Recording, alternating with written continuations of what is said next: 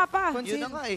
Okay, nakarinig tayo ng conceal. Sino sisipain? Pero Uy, na-immune! nasisim yun. Grabe naman yung flash combo na yun. Habang si Yawi may ipit. Ito na ang pagsugod ng Cavalry. Napasipa na nga rin si Sanji pero mamamatay siya sa kamay ni Benny. Ngayon sa may badal ko na pinagkaganap din. JP mamamatay.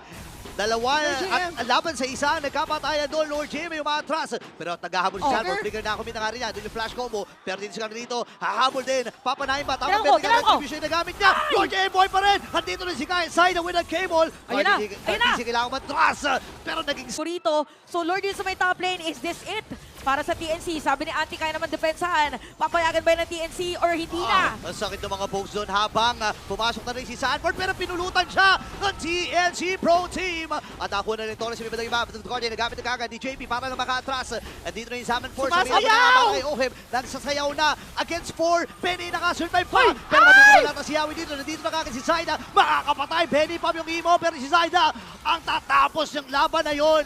Kailangan magkakasin Team Liquid Philippines. Pero sabi ni Carl hindi. Walang atras sa pamilyang to. Si Zaida tutulungan natin. Push. Or, yung mga frontliners, kailangang igiya yung Lord towards the side. So sinasabi mo dito, paisa-isa lang. Yes. Paisa-isa lang. Yan ang gusto gawin dito ng TLPH for the defense. Ganun din naman ng TNC.